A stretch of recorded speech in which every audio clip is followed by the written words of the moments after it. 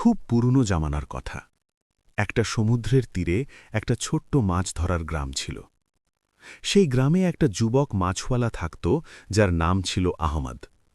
আহমদের চেহারা আর সুরাত অত্যন্ত সুন্দর ছিল, এবং তার সিরাত তো এর চেয়েও বেশি পবিত্র ছিল। তার মুখে সবসময় হাসি থাকত, এবং তার চোখে দয়া আর সত্যতার ঝিলিক থাকত। কিন্তু আহমদের জীবন সহজ ছিল না। তার বাবা মা যখন সে খুব ছোট ছিল, তখনই এই ফানি দুনিয়া থেকে চলে গিয়েছিলেন। তার মা একটা রোগে মারা গিয়েছিলেন, এবং তার বাবা সমুদ্রে মাছ ধরতে গিয়ে একটা ঝড়ে ডুবে গিয়েছিলেন। ইয়তীম হয়ে যাওয়ার পর আহমদকে তার চাচা আর চাচি নিজেদের সন্তানের মতো পালন করেছিলেন। তারা গরিব ছিলেন বটে, কিন্তু দিলের খুব ধনী ছিলেন। তারা আহমদকে কখনো ইয়তীম হওয়ার অনুভূতি করতে দেননি। চাচা তাকে মাছ ধরার কায়দা শিখিয়েছিলেন, চাচি তাকে ভালো আখলাক আর তহজিব শিখিয়েছিলেন। আহমদ বড় হতে হতে একজন ইমানদার আর পরিশ্রমী যুবক হয়ে উঠেছিল। তার ভিতরে তার বাবা মায়ের স্মৃতি এবং তার চাচা চাচির ভালোবাসা দুটোই বাসা বেঁধেছিল। যখন আহমদ যুবক হল এবং নিজে থেকে মাছ ধরার কাজ শুরু করল, তখন তার চাচা চাচি ভাবলেন যে এই সৎ ছেলেটার এখন বিয়ে করে দেওয়া উচিত। তারা অনেক কষ্ট করে সেই গ্রামেরই একটা মেয়ে খুঁজে পেলেন, যে আহমদের মতোই সৎ, সিরত এবং সুন্দরী ছিল। সেই মেয়েটার নাম ছিল আমনা। আমনার চোখ কালো এবং গভীর ছিল, যেন সমুদ্রের গভীরতা, এবং তার চুল রাতের মতো কালো আর লম্বা ছিল। কিন্তু তার আসল সৌন্দর্য ছিল তার শরীফ স্বভাব এবং নরম দিলের মেজাজ। আহমদ আর আমনার বিয়ে খুব সাদামাটাভাবে হল। পুরো গ্রাম আনন্দ করল, কারণ দুজনেই খুব প্রিয় এবং সৎ ছিল। বিয়ের পর দুজনে একটা ছোট্ট বাড়িতে থাকতে শুরু করল। বাড়িটা খুব বড় ছিল না, মাত্র দুটো ঘর ছিল। একটা ছোট্ট উঠোন ছিল, যেখানে একটা নিম গাছ ছিল, এবং একটা কুঁয়ো ছিল। কিন্তু দুজনের কাছে সেটা জান্নাতের চেয়ে কম ছিল না। আমনা বাড়িটাকে অনেক ভালোবাসায় সাজিয়েছিল। দেওয়ালে সে নিজে রঙিন কাপড়ের ছোট ছোট টুকরো দিয়ে তৈরি নকশা লাগিয়েছিল। জানালায় সাদা পর্দা লাগিয়েছিল, যা হাওয়ায় দোলে থাকত। আহমদ প্রতি সকালে ফজরের আজান হলেই উঠে পড়ত। সে প্রথমে অজু করত, নামাজ পড়ত, এবং তারপর তার ছোট্ট জালটা তুলে সমুদ্রের তীরে চলে যেত। সমুদ্রের তীর তাদের বাড়ি থেকে খুব দূর ছিল না, মাত্র 10-15 মিনিটের হাঁটা পথ। সকালের সময়টা খুব সুন্দর হতো, আকাশে লালিমা ছড়িয়ে থাকত। সমুদ্রের ঢেউ আস্তে আস্তে তীরে এসে ধাক্কা খেত, এবং পাখিরা চিঁ চিঁ করে নিজেদের বাসা থেকে বেরোত। আহমদ তীরে পৌঁছে তার জাল সমুদ্রে ছুড়ে দিত। তার জালটা পুরনো ছিল, কিন্তু মজবুত ছিল। তার বাবা এই জাল ব্যবহার করেছিলেন, এবং এখন আহমদ এটা ব্যবহার করছিল। প্রতিবার যখন সে জাল ছুড়ত, তখন তার বাবার কথা মনে পড়ে যেত। সে আল্লাহর কাছে দোয়া করত যেন তার বাবা মায়ের মাগফিরাত হয় এবং তাকে হালাল রিজিক নসিব হয়। কিছু ঘণ্টা পর যখন সূর্য আকাশে একটু উপরে উঠত, আহমদ তার জাল গুটিয়ে নিত এবং মাছগুলোকে একটা বড় ঝুড়িতে ভরত। তারপর সে সেই ঝুড়িটা মাথায় তুলে বাজারের দিকে রওনা দিত। বাজারে তার জায়গা নির্দিষ্ট ছিল, একটা বড় গাছের নিচে। সেখানে সে তার মাছগুলো বিছিয়ে দিত এবং লোকেরা এসে কিনত। আহমদের মাছ সবসময় তাজা এবং পরিষ্কার থাকত। সে প্রতিটি মাছ ভালো করে পরিষ্কার করত, তাদের পেট থেকে সব ময়লা বের করে দিত, বেচত, এবং তার ইমানদারির কারণে তার ক্রেতা বাড়তে থাকত। লোকেরা বলত, আহমদের কাছ থেকে মাছ কিনো, সে কখনো বাসি বা খারাপ মাল বেচে না। সন্ধ্যায় যখন আহমদ বাড়ি ফিরত, তখন আমনা দরজায় তার অপেক্ষায় থাকত। সে আহমদকে জিজ্ঞেস করত, আজ কেমন ছিল, এবং আহমদ হেসে উত্তর দিত, আল্লাহর শুক্রিয়া, ভালো ছিল। তারপর সে দিনভরের উপার্জন আমনার হাতে তুলে দিত। আমনা সেই টাকাগুলো গুনত এবং কিছু অংশ দৈনন্দিন কেনাকাটার জন্য রাখত, কিছু অংশ সঞ্চয় করত, এবং কিছু অংশ দরিদ্রদের দেওয়ার জন্য আলাদা করে রাখত। রাতে দুজনে একসাথে বসে খানা খেত। আমনা অনেক ভালোবাসায় খানা বানাত, কখনো মাছের তরকারি, কখনো ভাজা মাছ রুটির সাথে, কখনো ভাতের সাথে। খানা খাওয়ার পর আহমদ কখনো কখনো তার শৈশবের গল্প শোনাত। আমনাও তার মা বাবার কথা বলত, যারা অন্য গ্রামে থাকতেন। দুজনের জীবন সাদা ছিল, কিন্তু আনন্দে ভরপুর ছিল। গ্রামের লোকেরাও আহমদ আর আমনাকে খুব ভালোবাসত। চাচা চাচির তো যেন আল্লাহ তাদের দোয়া কবুল করেছিলেন। তারা বলতেন, দেখো, আমরা এই ইয়াতিম ছেলেকে পাললাম, এবং আজ আল্লাহ তাকে এতটা সৎ এবং সফল বানিয়েছে। প্রতিবেশী মহিলারা আমনাকে বলতো, তুমি খুব ভাগ্যবতী বেটি, তোমার এমন স্বামী মিলেছে, এবং আমনা লজ্জায় হেসে দিত। মাসগুলো কেটে গেল। আহমাদের পরিশ্রম রং দেখাতে শুরু করেছিল। তার উপার্জন আস্তে আস্তে বাড়তে লাগল। সে প্রতিদিন সকালে সমুদ্রে যেত এবং সন্ধ্যায় ফিরত। কখনো কখনো ঝড় এলে সে কয়েকদিন সমুদ্রে যেতে পারত না। সেই দিনগুলোতে আমনা আর আহমাদ দুজনেই চিন্তিত হয়ে পড়ত, কারণ উপার্জন হতো না। কিন্তু সেই দিনগুলোতেও দুজনে একে অপরের সঙ্গ দিত এবং ধৈর্য ধরত। একদিন আহমাদ ভাবল যে যদি তার কাছে একটা বড় জাল থাকে তাহলে সে একবারে অনেক মাছ ধরতে পারবে। এতে তাকে প্রতিদিন সমুদ্রে যেতে হবে না এবং সে আমনার সাথে বেশি সময় কাটাতে পারবে। সে এই কথা আমনাকে বলল। আমনা বলল, যদি তোমার মনে হয় এটা ভালো তাহলে করো, কিন্তু ঋণ নিও না।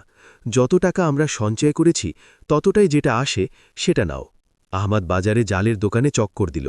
সে দোকানদারদের কাছে দাম জিজ্ঞেস করল, জালের কোয়ালিটি দেখল। অবশেষে তার একটা ভালো জাল পাওয়া গেল, যেটা তার সঞ্চয়ের মধ্যে এসে গেল। এই জালটা তার পুরনো জালের চেয়ে দ্বিগুণ বড় ছিল এবং মজবুত দড়ি দিয়ে তৈরি ছিল। দোকানদার বলল, এই জাল তোমাকে অনেক বছর চলবে যদি তুমি এর যত্ন নাও। আহমাদ সেই জাল কিনে নিল এবং খুশি খুশি বাড়ি নিয়ে এলো। আমনা জাল দেখে খুব খুশি হল। সে বলল, মুবারক হো, এখন তোমার কাজ আরও সহজ হয়ে যাবে। দুজনে মিলে জালটা ভালো করে দেখল, পরিষ্কার করল এবং পরের সকালের জন্য তৈরি রেখে দিল। পরের সকালে যখন আহমাদ নতুন জাল নিয়ে সমুদ্রের তীরে গেল, তখন তার দিল আনন্দে ধড়ফড় করছিল। সে আল্লাহর নাম নিয়ে জাল সমুদ্রে ছুঁড়ে দিল। জালটা বড় ছিল, তাই ছুঁড়তে বেশি জোর লাগল, কিন্তু যখন সেটা পানিতে ছড়িয়ে পড়ল তখন দেখার মতো ছিল। আহমাদ কিছুক্ষণ অপেক্ষা করল এবং তারপর জাল টানতে শুরু করল। জালটা ভারী ছিল, খুব ভারী। আহমাদের মনে হলো যেন জালে কোনো বড় পাথর বা কাঠ আটকে গেছে। সে পুরো জোর লাগিয়ে জাল টানল। যখন জাল বাইরে এলো তখন আহমাদের চোখ কপালে উঠে গেল। জালে এত মাছ ছিল যে গোনা কঠিন ছিল। বড় বড় মাছ, ছোট মাছ, চকচকে মাছ, সব ধরনের মাছ জালে আটকে ছিল। আহমাদ শুকরিয়ার দুটো সিজদা করল। তার চোখে আনন্দের অশ্রু এসে গেল। এত মাছ তো সে কখনো পায়নি। সে তাড়াতাড়ি মাছগুলোকে তার বড় ঝুড়িতে ভরতে লাগল। কিন্তু যখন সে একটা মাছের দিকে তাকালো তখন সে অবাক হয়ে গেল। সেই মাছটা বাকি সব মাছের থেকে একদম আলাদা ছিল। তার রং সোনালি ছিল। মনে হচ্ছিল যেন কোনো স্বর্ণকার সোনা দিয়ে এটাকে বানিয়েছে। তার পাখনার স্বচ্ছ ছিল এবং সূর্যের আলোয় রামধনুর মতো চকচক করছিল। তার চোখ মানুষের মতো ছিল, গভীর বোঝাপড়ার চোখ যা আহমাদকে দেখছিল। আহমাদ সেই সোনালি মাছটাকে তার হাতে তুলে নিল। মাছটা তার হাতের তালুতে ছটফট করছিল।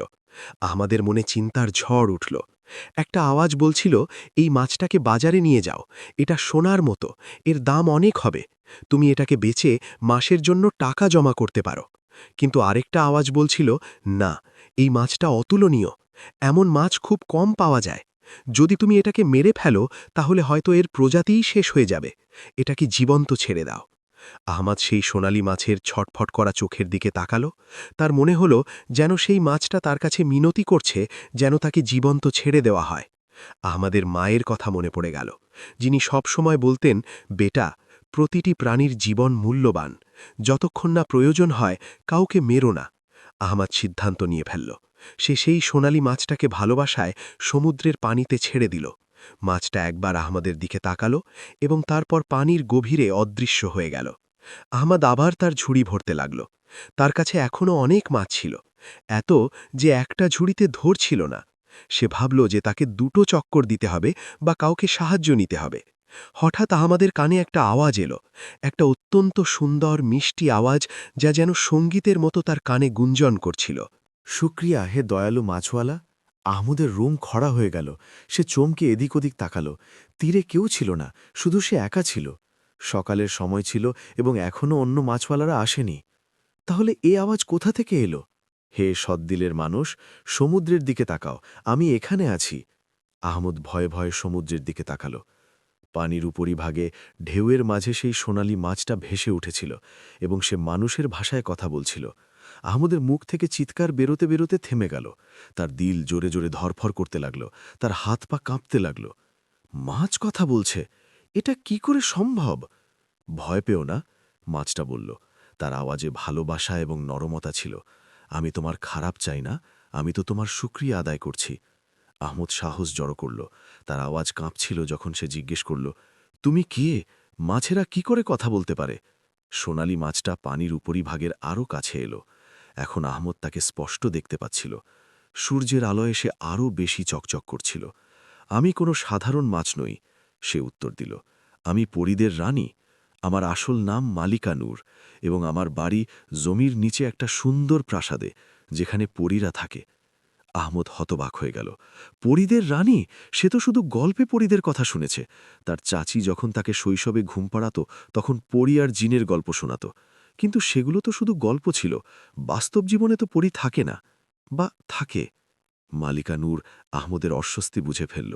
সে হালকা হেসে বলল, আমি বুঝতে পারছি তোমার বিশ্বাস করা কঠিন হচ্ছে, কিন্তু এটা সত্যি। আমরা পরীরা সত্যিই আছি। আল্লাহ তাআলা এই দুনিয়ায় শুধু মানুষ আর প্রাণীই বানাননি, তিনি জিন বানিয়েছেন, ফেরেশতা বানিয়েছেন, এবং আমরা পরীদেরও বানিয়েছেন। শুধু আমরা প্রায়ই মানুষের সামনে আসি না। আহমদ তার হাঁটুতে ভর দিয়ে বসে জিজ্ঞেস করল, তাহলে তুমি সমুদ্রে কি করছিলে এবং মাছের রূপে কেন ছিলে? মালিকা নূর একটা লম্বা শ্বাস নিল। দেখো, আমাদের পরীদের আল্লাহ কিছু বিশেষ ক্ষমতা দিয়েছেন। আমরা আমাদের রূপ বদলাতে পারি। আমি যখনই সমুদ্রে সাঁতার কাটার ইচ্ছে করি, তখন মাছের রূপ ধারণ করি। আমার সমুদ্র খুব পছন্দ।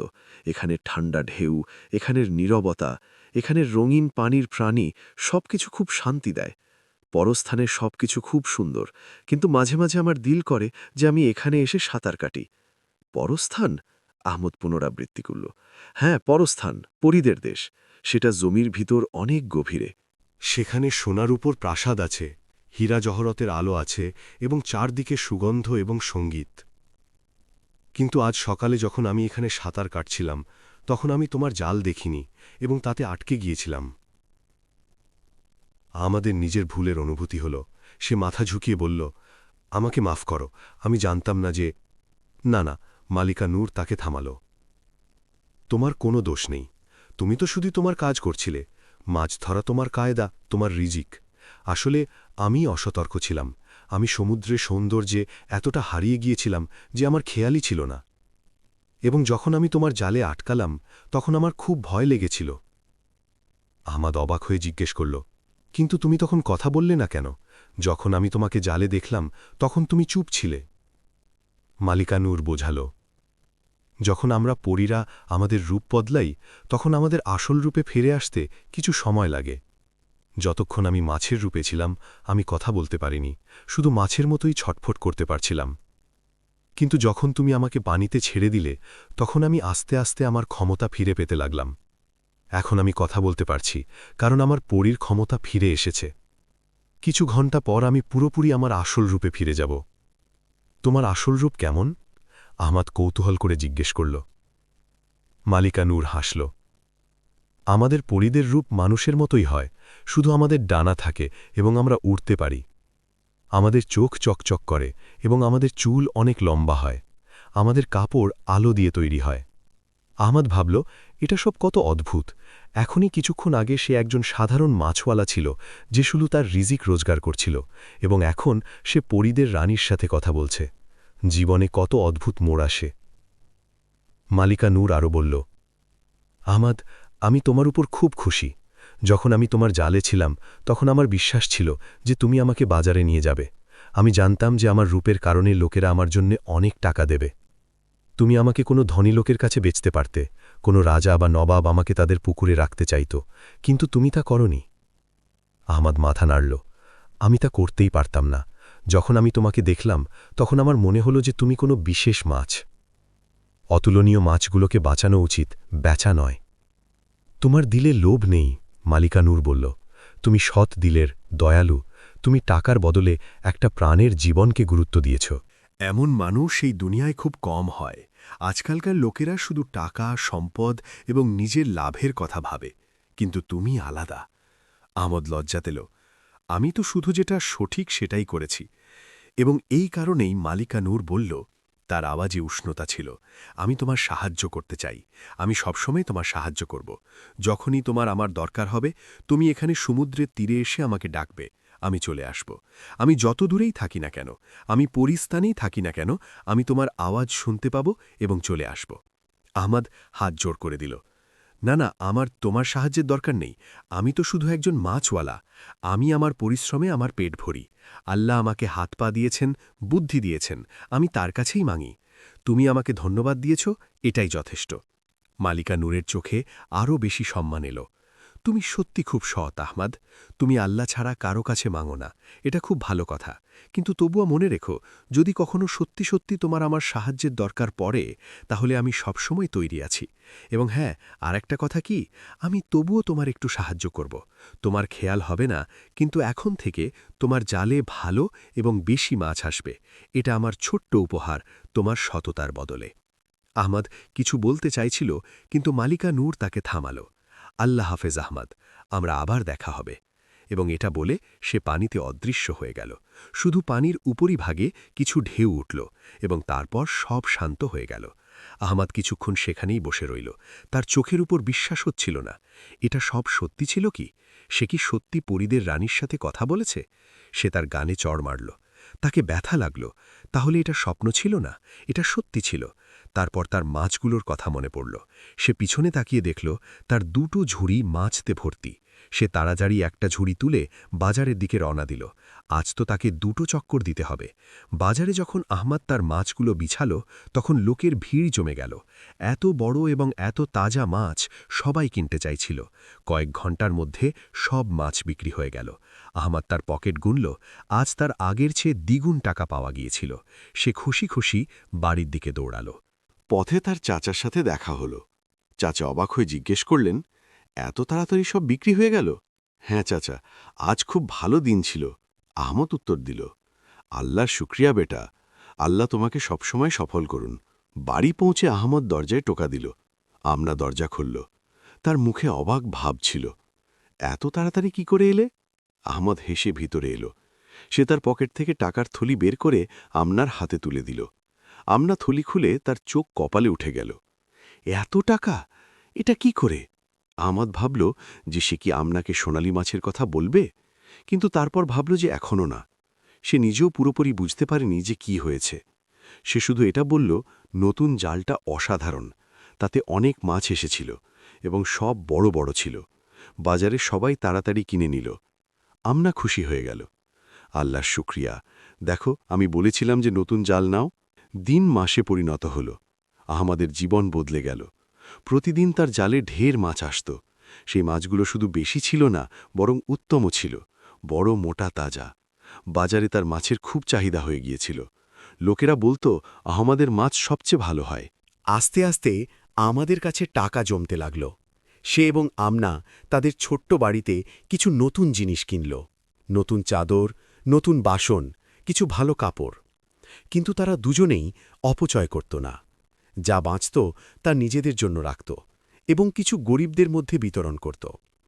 গ্রামের অন্য মাছওয়ালারা অবাক ছিল। তারা আমাদকে জিজ্ঞেস করত, ভাই, তোমার জালে এত মাছ কি করে আসে? আমাদের জালে তো অর্ধেকও আসে না।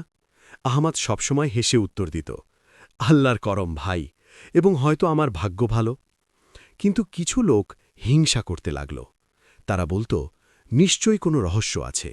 কোনো মানুষ এত তাড়াতাড়ি এত সফল হতে পারে না। আহমাদ এই কথায় কান দিত না। সে শুধু তার কাজ করে যেত। প্রতি সকালে সমুদ্র, প্রতি দুপুরে বাজার, তারপর সন্ধ্যায় বাড়ি। তার জীবন একটা ভালো গতিতে চলছিল। কিন্তু আমনা কিছু বদলাতে লাগল। আস্তে আস্তে, খুব ধীরে, প্রথমে সে খুব শুকরগুজার ছিল। কিন্তু এখন, যখন তার কাছে আগের চেয়ে বেশি ছিল, তখন সে আরও চাইতে লাগল। মাঝে মাঝে সে আমাদকে বলত, আমাদের একটা বড় বাড়ি দরকার। আমার সেই শাড়িটা দরকার যেটা দোকানে ছিল। আহমাদ সবসময় ভালোবাসায় বোঝাত, আমনা, আমাদের কাছে যা আছে সেটা যথেষ্ট। আমাদের শুকর করা উচিত। এবং আমনা মেনে নিত। কিন্তু তার দিলে একটা ছোট্ট চিঙ্গারি জ্বলছিল, আরও পাওয়ার ইচ্ছের চিঙ্গারি। এক সন্ধ্যায় যখন আহমাদ বাজার থেকে ফিরল, তখন আমনা তার কাছে প্রশ্ন করল, শোনো, আমি তোমাকে কিছু জিজ্ঞেস করতে চাই। হ্যাঁ, বলো। আজকাল তোমার জালে এত মাছ কি করে আসছে? আগে তো এমন ছিল না, কি ব্যাপার? আহমাদ থেমে গেল। সে জানত যে এই প্রশ্ন কোনো না কোনো দিন আসবেই। কিন্তু সে এখনও আমনাকে সোনালি মাছের কথা বলতে চায়নি। কেন? সে নিজেও জানত না। হয়তো তার ভয় ছিল যে আমনা কোনো ভুল ভেবে বসবে। আমি জানি না, আহমাদ বলল। হয়তো নতুন জালটা ভালো, বা হয়তো আমি এখন বেশি অভিজ্ঞ হয়ে গেছি। আমনা তার চোখে তাকালো। আমার মনে হয় তুমি কিছু লুকোচ্ছ। আমাদ লম্বা শ্বাস নিল। আমনা তার স্ত্রী ছিল, তার কাছে মিথ্যে কি করে বলবে? ঠিক আছে, আমি তোমাকে বলছি, কিন্তু প্রতিজ্ঞা করো যে তুমি কাউকে বলবে না। প্রতিজ্ঞা। এবং তারপর আহমাদ পুরো গল্প বলল। সোনালি মাছের কথা, মালিকা নূরের কথা, পরীদের কথা, সব কিছু আমনা শুনতে লাগল। তার চোখ বড় হয়ে যেতে লাগল। যখন আহমাদ গল্প শেষ করল তখন আমনা কিছুক্ষণ চুপ রইল। তারপর সে আস্তে করে বলল, তাহলে তোমার কাছে একটা পরী আছে যে তোমার সাহায্য করে? হ্যাঁ, কিন্তু আমি তার কাছে সাহায্য মাগিনি, সে নিজেই। এবং সে তোমার যে কোনো ইচ্ছে পূরণ করতে পারে। আহমদের আমনার আওয়াজে কিছু অদ্ভুত লাগল। আমি জানি না, হয়তো, কিন্তু আমি তার কাছে কিছু মাগব না, আমার তার সাহায্যের দরকার নেই। আমনা একটা লম্বা শ্বাস নিল। তারপর সে হেসে বলল, ঠিক আছে, তুমি ঠিক বলছ, আমাদের আল্লাহ ছাড়া কারো কাছে মাগতে নেই। কিন্তু আমনার দিলে সেই চিঙ্গারিটা এখন জ্বলে উঠল। তার মাথায় চিন্তা আসতে লাগল। পরী, একটা সত্যিকারের পরী যে সব কিছু করতে পারে, এবং তার স্বামী তার কাছে কিছু মাগছে না। কত বোকা! সেই রাতে আমনার ঘুম হল না। সে ভাবতে লাগল, যদি সে পরীর কাছে একটা বড় বাড়ি মাগে, তাহলে একটা আলিশান বাড়ি, চাকর বাকর, ভালো কাপড় গয়না, তারপর সে গ্রামের সবচেয়ে ধনী মহিলা হয়ে যাবে। সবাই তার সম্মান করবে, সবাই তার প্রতি হিংসা করবে। পরের সকালে যখন আহমাদ সমুদ্রে যাওয়ার জন্য তৈরি হচ্ছিল, তখন আমনা তাকে থামাল। শোনো, আমার তোমার কাছে কিছু বলার আছে। হ্যাঁ, বলো। তুমি সেই পরীর কাছে যাও এবং তাকে বলো যে আমাদের একটা বড় বাড়ি দরকার, একটা আলিশান বাড়ি। আহমাদ অবাক হয়ে গেল। কি? না আমনা, আমি এটা করতে পারবো না। কেন পারবে না? সে তো তোমার সাহায্য করতে চায় না। হ্যাঁ, কিন্তু আমি তার কাছে এমন জিনিস মাগতে পারি না, আমাদের কাছে আগে থেকেই অনেক কিছু আছে। আমনার মুখ কঠিন হয়ে গেল। তাহলে তুমি সবসময় এই ছোট্ট বাড়িতেই থাকতে চাও, গরিবিতে? এটা গরিবি নয় আমনা, আমাদের কাছে একটা ভালো বাড়ি আছে, খাওয়ার জন্য রুটি আছে, পরার জন্য কাপড় আছে, আল্লাহর শুকরিয়া করো। কিন্তু আমনা মানল না। সে জিদ করতে লাগল, কাঁদতে লাগল, রাগ করতে লাগল। আহমাদ অস্থির হয়ে পড়ল। সে কখনো আমনাকে এমন দেখেনি। অবশেষে অনেক মানা করার পর আহমাদ হার মানল। তার চাচা চাচির কথা মনে পড়ল, যারা তার বিয়ে দিয়েছিলেন। তার গ্রামের সম্মানের চিন্তা ছিল। যদি আমনার সাথে তার ঝগড়া বাড়ে, তাহলে লোকেরা কি বলবে? ঠিক আছে, সে ভারী দিলে বলল, আমি যাব, কিন্তু এটা আমার পছন্দ নয়। আমনার চোখ চকচক করে উঠল। সত্যি তুমি যাবে? হ্যাঁ, কিন্তু শুধু এইবার, এবং তারপর কখনো না। আহমেদ তার জাল তুলে ভারী পায়ে বাড়ি থেকে বেরিয়ে গেল। তার দিল খুব দুঃখী ছিল। সে চায়নি যে এমন করতে হয়, কিন্তু তার স্ত্রীর খুশির জন্য সে এটা করছিল। সমুদ্রের তীরে পৌঁছে আহমদ বসে পড়ল। সে বুঝতে পারছিল না যে মালিকা নূরকে কি করে ডাকবে।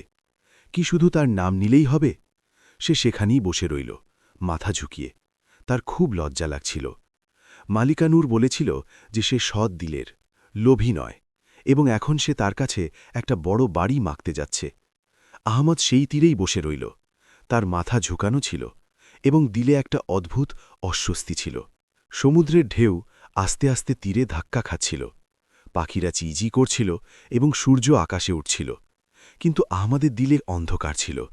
সে ভাবছিল যে সে কি ঠিক করছে? সে কি আমনার কথা মানা উচিত ছিল? তার মায়ের কথা মনে পড়ল।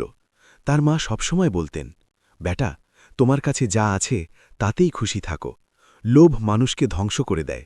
এবং এখন সে এখানে বসেছিল একটা পরীর কাছে বড় বাড়ি মাগার জন্য।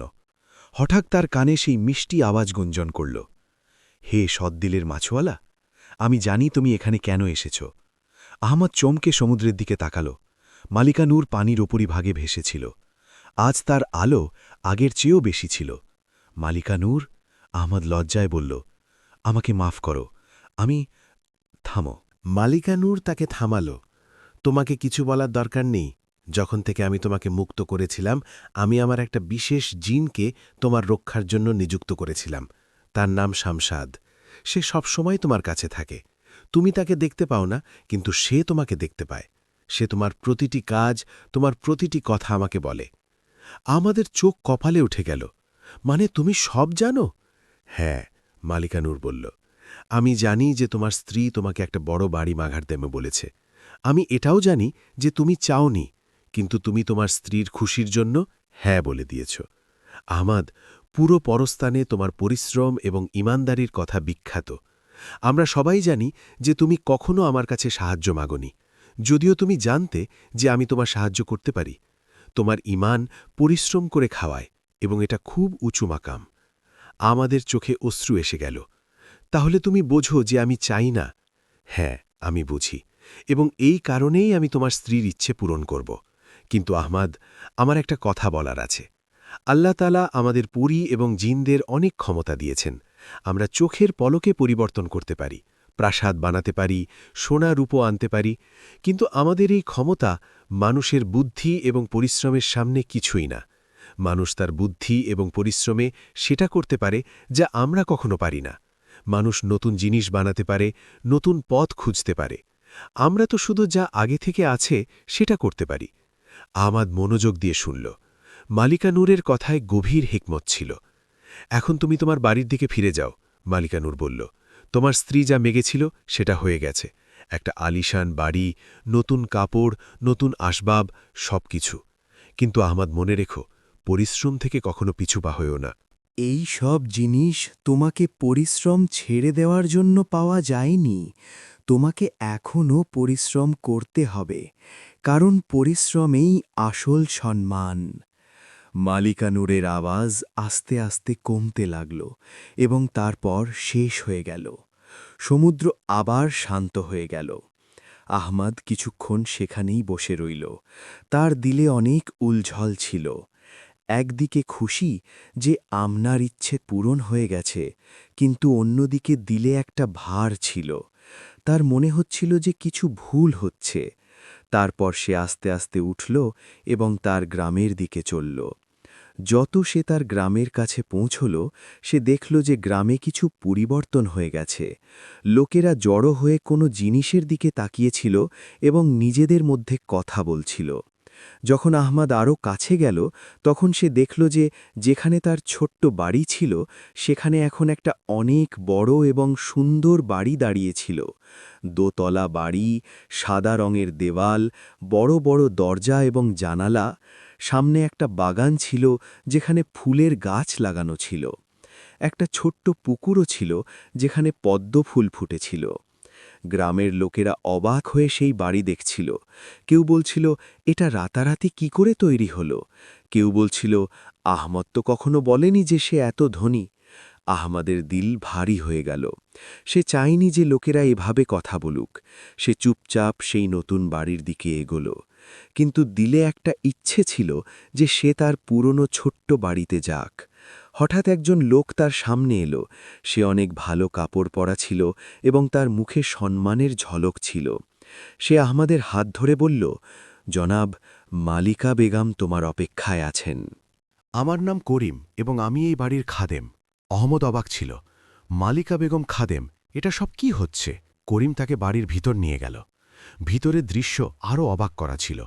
বড় বড় হল, মার্বেলের মেঝে, সুন্দর আসবাব, দেয়ালে চমৎকার পেইন্টিং। সিঁড়ি উপরের তলায় যাচ্ছিল এবং সেখানে একটা বড় কুর্সিতে আমনা বসেছিল। কিন্তু এটা সেই আমনা ছিল না যাকে অহমদ সকালে ছেড়ে গিয়েছিল। আমনা অনেক দামি শাড়ি পরা ছিল, গয়না পরা ছিল এবং তার চুল অনেক ভালো করে সাজানো ছিল। তার চারপাশে অনেক দাসী দাঁড়িয়েছিল।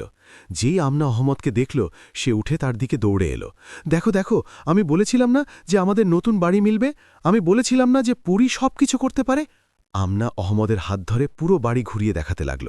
দেখো, এখানে বৈঠকখানা এবং এখানে খাওয়ার ঘর এবং উপরে আমাদের ঘুমানোর ঘর। রান্নাঘর দেখেছ কত বড়?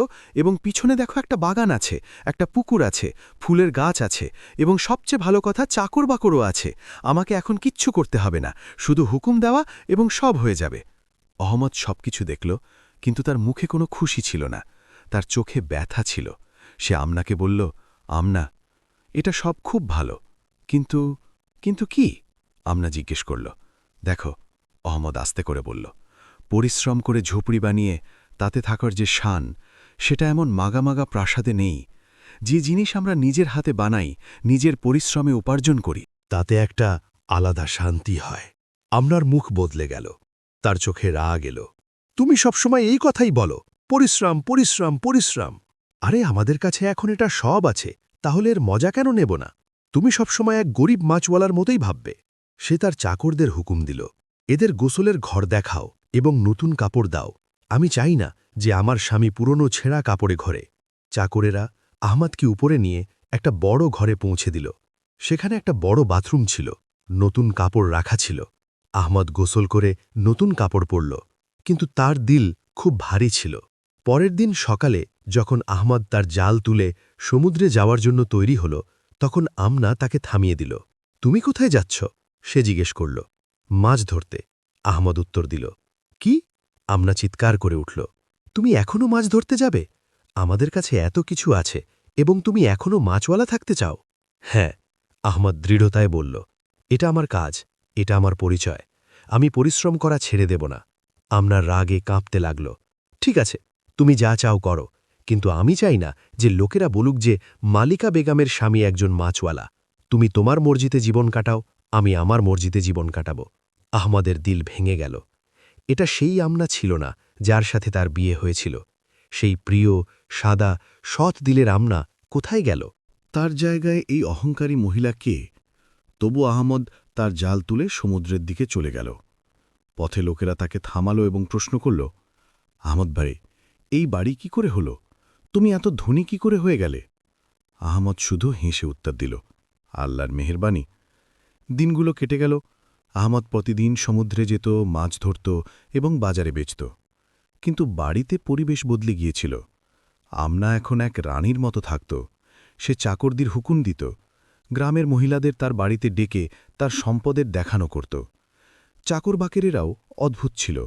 আহমদের মনে হতো যে তারা সাধারণ মানুষ নয়, তাদের মধ্যে কিছু আলাদা ছিল, কিছু জাদুকরী। তারা অনেক শক্তিশালী ছিল এবং আমনার প্রতিটি হুকুম তাড়াতাড়ি মানত। আহমদের সন্দেহ ছিল যে এরা পরস্তানের জিন, যারা মানুষের রূপে আমনার সেবা করছে। এবং আমনা সে দিন দিন বদলাতে লাগল। তার অহংকার বাড়তে লাগল। এখন সে আহমদের সাথে ঠিকমতো কথাও বলত না। একদিন আহমদ যখন সন্ধ্যায় ফিরল, তখন আমনা তাকে বলল যে সে এখন তার পুরনো কাপড়ে বাড়িতে আসতে পারবে না। সে চাকরদের হুকুম দিল যে আহমদের পুরনো জাল এবং তার মাঝওয়ালার কাপড় তার পুরনো বাড়িতে রেখে দিতে, এবং যদি তুমি আবার সেই জিনিসগুলো এই বাড়িতে আনো, আমনা বলল, তাহলে চাকরেরা তোমাকে ভিতরে ঢুকতে দেবে না। আহমদ অবাক হয়ে গেল। এটা হদ হয়ে গিয়েছিল। কিন্তু তবু সে কিছু বলল না। সে জানত যে আমনা রাগে আছে এবং কিছু সময় পর সে বুঝবে। কিছু সপ্তাহ আর কেটে গেল। আহমদ প্রতিদিন তার কাজ করে যেত, কিন্তু বাড়িতে তার কোনো সম্মান ছিল না। আমনা তাকে একটা আলাদা ঘরে সরিয়ে দিয়েছিল এবং তারপর একদিন আমনা আহমদকে ডেকে পাঠাল। শোনো, সে অনেক ভালোবাসায় বলল, এবং আহমদ অবাক হয়ে গেল, কারণ অনেক দিন পর আমনা তার সাথে ভালোবাসায় কথা বলছিল। হ্যাঁ, আহমদ জিজ্ঞেস করল। দেখো, আমনা বলল, মানুষ একই রকম জীবন কাটাতে কাটাতে বিরক্ত হয়ে যায়। এই বাড়ি, এই চাকর বাকর, এটা সব দেখতে দেখতে আমার মন ভরে গেছে। আমাদের মনে আশা জাগল। হয়তো আমনা বুঝে গেছে, হয়তো এখন সে পুরনো জীবনে ফিরতে চায়। কিন্তু পরে যা আমনা বলল, তাতে আহমদের দিল বসে গেল। আমার এখন দিল চায় যে আমাদের আরেকটা আরও বড় প্রাসাদ হোক, বাদশাহেদের মতো প্রাসাদ। শত শত চাকর বাকর হোক, গোলামদের শাড়ি আমার সামনে মাথা ঝুঁকিয়ে দাঁড়িয়ে থাকবে। আমি একটা চুটকি বাজালে সব আমার পায়ে এসে পড়বে। আমি এক রানীর মতো থাকতে চাই। আহমদের চোখে অশ্রু এসে গেল। আমনা, এটা কি বলছ? আমাদের কাছে আগে থেকেই এত কিছু আছে। পুরো গ্রাম অবাক যে আমাদের কাছে এটা সব কি করে এলো, এবং তুমি এখনও সন্তুষ্ট নও। না, আমনা বলল, আমার আরও চাই। তুমি সেই পরীর কাছে যাও এবং তাকে বলো যে আমার একটা বাদশাহের প্রাসাদ চাই। আহমদ তার মাথা চেপে ধরল। আমনা, এটা লোভ, এটা তোমাকে ধ্বংস করে দেবে। আমাদের শুকুর করা উচিত, আমার তোমার উপদেশ দরকার নেই। আমনা চিৎকার করল, তুমি যাবে বা আমি আমার গোলামদের হুকুম দেব যে তারা তোমাকে জোর করে নিয়ে যাক। আহমদ দেখল যে চাকরেরা তার দিকে এগিয়ে আসছিল। তাদের চোখে একটা অদ্ভুত চকচকে ছিল। আহমদের ভয় লাগল। এরা জিন ছিল এবং জিন বিপজ্জনক হতে পারে। ঠিক আছে, আহমদ হার মেনে বলল, আমি যাব, কিন্তু আমনা মনে রেখো, লোভের পরিণাম ভালো হয় না। আমনা তার কথায় কান দিল না, সে শুধু হাসছিল। তার বাদশাহের প্রাসাদের স্বপ্ন দেখছিল। আহমদ ভারী দিলে সমুদ্রের দিকে চলল। পথে সে ভাবল যে হয়তো সে আমনাকে তালাক দিয়ে দেবে, কিন্তু তারপর তার চাচা চাচির কথা মনে পড়ল, তার বিয়ের কথা মনে পড়ল। সেই সময়টা মনে পড়ল যখন আমনা সৎ এবং প্রিয় ছিল। না, সে আমনাকে ছেড়ে দিতে পারবে না। হয়তো আল্লাহ কোনো পথ বের করবেন। সমুদ্রের তীরে পৌঁছে আহমদ মাথা ঝুঁকিয়ে বসে পড়ল। সে কিছু বলল না, শুধু চুপচাপ বসে রইল। এবং তারপর মালিকা নূরের আওয়াজ এলো, কিন্তু এবার তার আওয়াজে দুঃখ এবং হতাশা ছিল। হে দয়ালু, মাছওয়ালা মালিকা নূর বলল, আমি সব জানি, শমশাদ আমাকে সব বলে দিয়েছে। তোমার স্ত্রীর এই মাগ এটা অনেক বেশি হয়ে গেছে। আহমদ মাথা তুলল। মালিকা নূর পানির উপরিভাগে ভেসেছিল এবং তার চোখে ব্যথা ছিল। মালিকা নূর, আহমদ বলল, তার আওয়াজ কাঁপছিল, আমাকে মাফ করো। আমার স্ত্রী বুঝতে পারছে না যে সে কি করছে। লোভ তাকে অন্ধ করে দিয়েছে। মালিকা নূর বলল, আহমদ, যখন আমি তোমাকে প্রথম দেখেছিলাম তখন আমি ভেবেছিলাম যে তুমি ভাগ্যবান, তুমি সৎ দিলের, পরিশ্রমী, ইমানদার। কিন্তু তোমার একটা দুর্বলতা আছে। তুমি তোমার স্ত্রীকে অনেক ভালোবাসো এবং তার খুশির জন্য যে কোনো কিছু করতে পারো। এটা একটা ভালো কথা, কিন্তু মাঝে মাঝে এটা খারাপও হতে পারে। আহমদ মাথা নাড়ল। হ্যাঁ, তুমি ঠিক বলছ, আমার আগেই তাকে থামিয়ে দেওয়া উচিত ছিল। আহমদ, মালিকা নূর বলল, তোমার স্ত্রী যা মেগেছে সেটা অসম্ভব। সূর্য আল্লাহর তৈরি জিনিস, সে পুরো বিশ্বের নিয়ম অনুসারে চলে।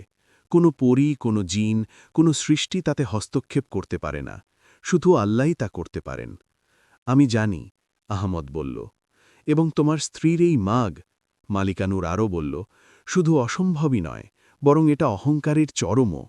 সে আল্লাহর তৈরি জিনিসে হস্তক্ষেপ করতে চায়। এটা অনেক বড় গুনাহ। আহমদের চোখ থেকে অশ্রু বইতে লাগল। আমি জানি, আমি তাকে বোঝানোর চেষ্টা করেছি, কিন্তু মালিকা নূর তাকে থামাল। আমদ, আমরা পরস্থানের লোকেরা অনেক ভেবেচিন্তে সিদ্ধান্ত নিয়েছি। আমরা তোমার এবং তোমার স্ত্রীর সাহায্য করে যাব, কারণ তুমি আমার সাথে এহসান করেছিলে। কিন্তু তোমার স্ত্রীর লোভ বাড়তেই গেল। প্রথমে একটা বড় বাড়ি, তারপর প্রাসাদ, এবং এখন সূর্যকে সরিয়ে দেওয়ার মাগ। আমরা জানি যে এটা তোমার দোষ নয়, মালিকা নূর বলল। তুমি কখনো আমাদের কাছে কিছু মাগোনি। তুমি সব সময় পরিশ্রম করেছ। তুমি কখনো তোমার পরিশ্রম ছেড়ে দাওনি। কিন্তু তোমার স্ত্রী, সে যা কিছু পেয়েছে তাতে শুকর করেনি। সে সব সময় আরও মেগেছে। আহমদ চুপচাপ শুনতে লাগল।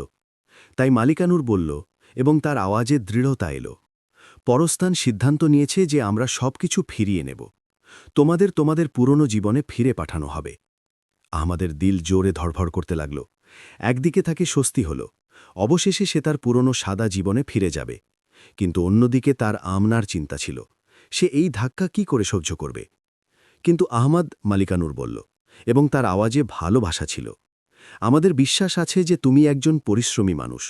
তুমি আবার তোমার পরিশ্রমে ভালো দিন দেখবে, এবং আমরা এটাও আশা করি যে তোমার স্ত্রী এ থেকে শিক্ষা পাবে।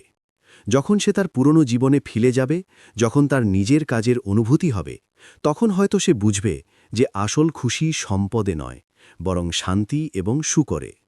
এবং হ্যাঁ, আমদ, মালিকা নূর বলল, আমরা তোমার সাহায্য করে যাব। তোমার জালে ভালো মাছ আসতে থাকবে, কিন্তু এটা তোমার পরিশ্রমের উপর নির্ভর করবে যে তুমি এ থেকে কত লাভ তুলতে পারো। আমরা তোমাকে সুযোগ দেব। কিন্তু পরিশ্রম তোমাকে করতে হবে। আহমদ হাত জোড় করে দিল, শুক্রিয়া মালিকা নূর, তুমি আমাকে অনেক কিছু শিখিয়েছ। আল্লাহ হাফেজ আহমদ, মালিকা নূর বলল। যাও, তোমার বাড়ি যাও। এবং তারপর একটা গভীর নীরবতা নেমে এলো। আহমদ উঠল এবং আস্তে আস্তে তার গ্রামের দিকে চলল। যত সে গ্রামের কাছে পৌঁছল, সে দেখল যে পরিবর্তন হচ্ছে। সেই বড় প্রাসাদটা আস্তে আস্তে অদৃশ্য হয়ে যাচ্ছিল, যেন কেউ ধোঁয়া উড়িয়ে দিয়েছে। গোলাম, চাকর, বাকর সব অদৃশ্য হয়ে যাচ্ছিল, এবং তারপর সব কিছু শেষ হয়ে গেল। সেখানে শুধু সেই খোলা মাঠ ছিল যেখানে আগে আহমাদ এবং আমনার ছোট্ট বাড়ি ছিল, এবং হ্যাঁ, সেই ছোট্ট সাদা বাড়িটা আবার সেখানে দাঁড়িয়েছিল। আহমাদ তাড়াতাড়ি তার বাড়ির দিকে দৌড়াল। বাড়ির দরজা খোলা ছিল, সে ভিতরে গেল। আমনা সেখানে বসেছিল। সে আবার তার পুরনো কাপড়ে ছিল, তার মুখে কোনো মেকআপ ছিল না, কোনো গয়না ছিল না। সে শুধু সেখানে বসেছিল, দুঃখী এবং নীরব। যখন সে আহমদকে দেখল, তখন তার চোখে অশ্রু এসে গেল। সব সব শেষ হয়ে গেল, সে ফিসফিস করে বলল। আহমদ এগিয়ে গিয়ে আমনার মাথায় ভালোবাসায় হাত রাখল। হ্যাঁ, সব শেষ হয়ে গেল, কিন্তু আমনা, বিশ্বাস করো, এই সাদা জীবনে যে শান্তি আছে সেটা কোনো প্রাসাদে নেই। আমনা তার মুখ তার হাতে লুকিয়ে জোরে জোরে কাঁদতে লাগল। আমি কি করেছি? আমি কত বোকা ছিলাম! আমাকে মাফ করো, আমাকে মাফ করো। আহমাদ তাকে তার বাহুতে নিল। আমি তোমাকে অনেক আগেই মাফ করে দিয়েছি। আমনা কাঁদতে লাগল।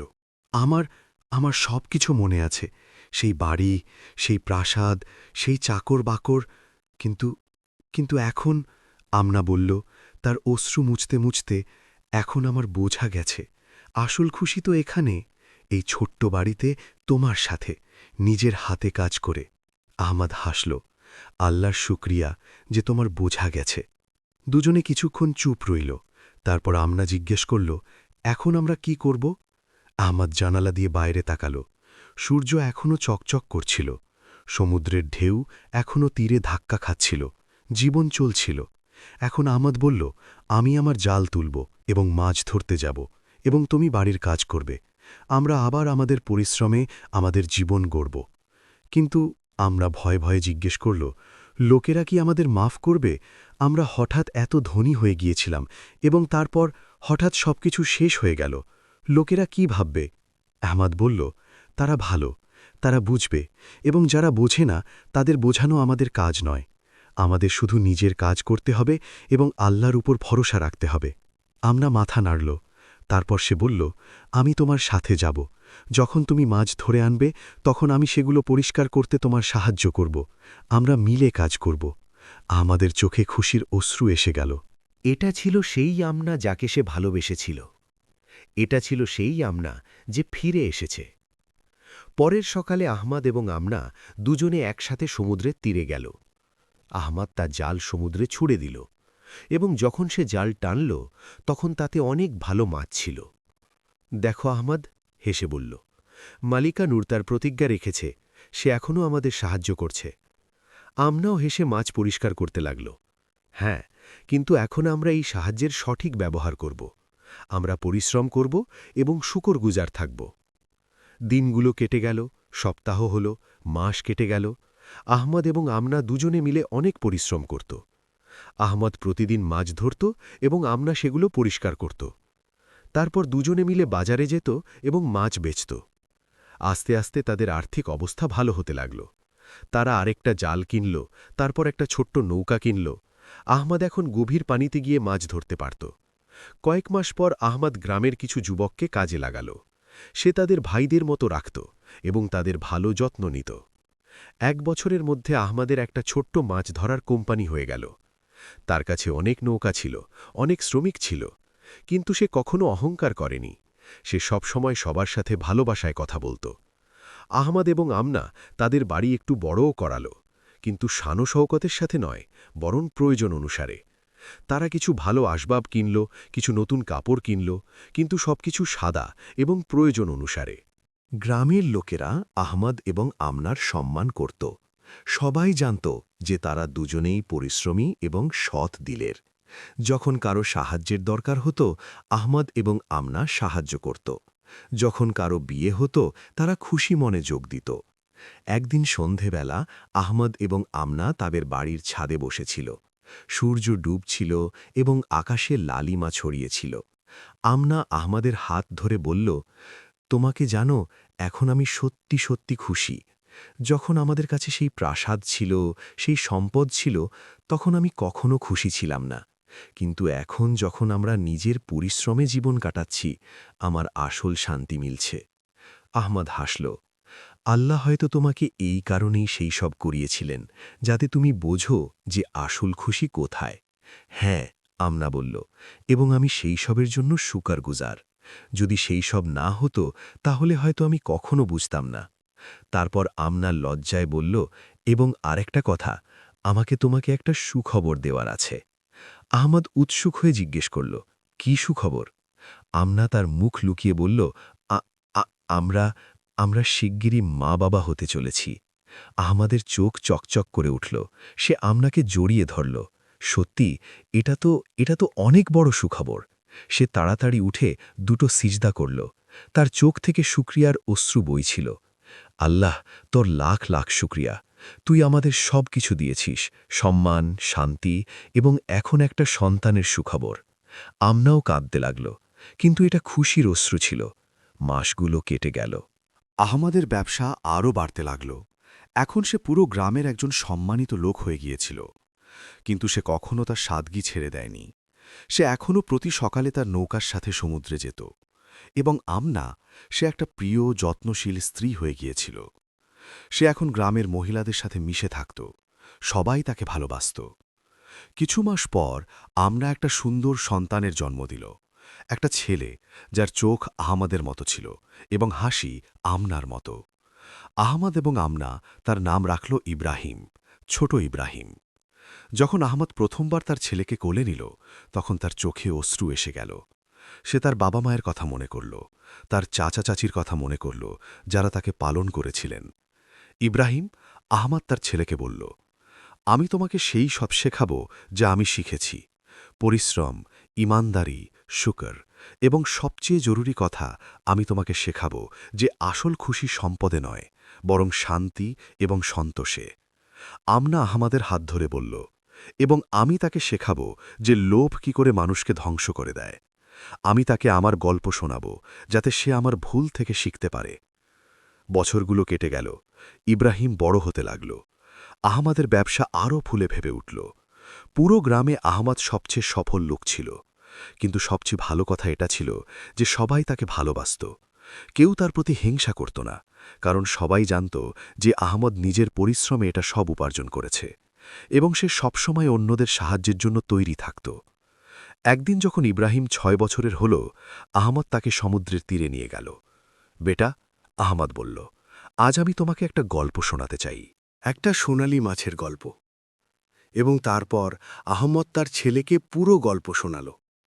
মালিকা নূরের কথা, পরীদের কথা, আমনার লোভের কথা, এবং তারা কি করে সবকিছু হারালো এবং আবার পেল। ইব্রাহিম অনেক মনোযোগ দিয়ে শুনল। যখন গল্প শেষ হল, তখন সে জিজ্ঞেস করল, আব্বা, তাহলে সেই সোনালি মাছ এখন এখানে আছে? আহম্মদ সমুদ্রের দিকে তাকিয়ে হাসল। হ্যাঁ বেটা, হয়তো। কিন্তু মনে রেখো, আমাদের কখনো কারো কাছে কিছু মাগতে নেই, আল্লাহ ছাড়া। এবং আমাদের সবসময় শুকরগুজার থাকতে হবে যা কিছু আমাদের কাছে আছে। এবং বেটা, আহমদ আরও বলল, পরিশ্রমই আসল সম্পদ। যা কিছু তুমি নিজের পরিশ্রমে উপার্জন করবে সেটা তোমার হবে, কিন্তু যা কিছু তুমি মাগবে বা চুরি করবে সেটা কখনো তোমার হবে না। ইব্রাহিম মাথা নাড়ল। আমি বুঝে গেছি আব্বা। সেই রাতে আহম্মদ এবং আমনা তাদের বাড়ির ছাদে বসেছিল। ইব্রাহিম ঘুমিয়ে পড়েছিল। তারা আকাশে চকচক করছিল।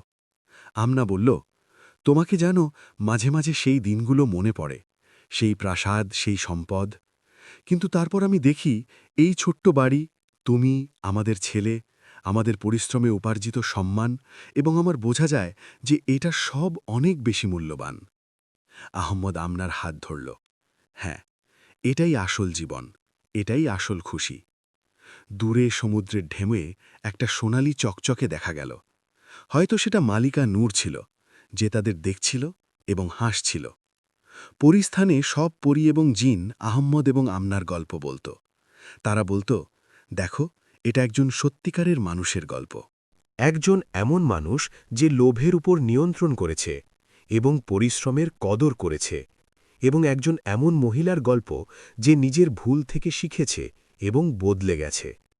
এবং এভাবে আহমদ এবং আমনার জীবন চলতে লাগল, খুশিতে ভরপুর, শান্তিতে ভরপুর এবং সবচেয়ে জরুরি শুকুরে ভরপুর, কারণ তারা শিখে গিয়েছিল যে আসল সম্পদ দেখানোতে নয়, বরং দিলের শান্তিতে হয়।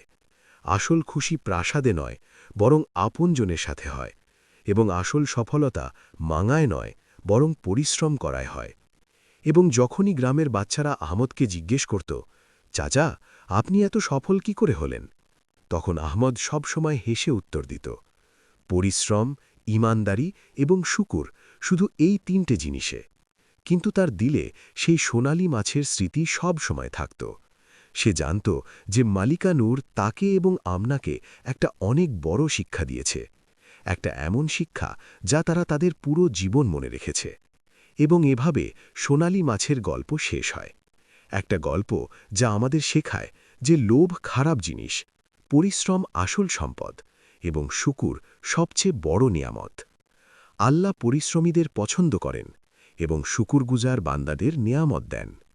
লোভ মানুষকে ধ্বংস করে দেয়, কিন্তু সন্তোষ তাকে জান্নাতের পথ দেখায়।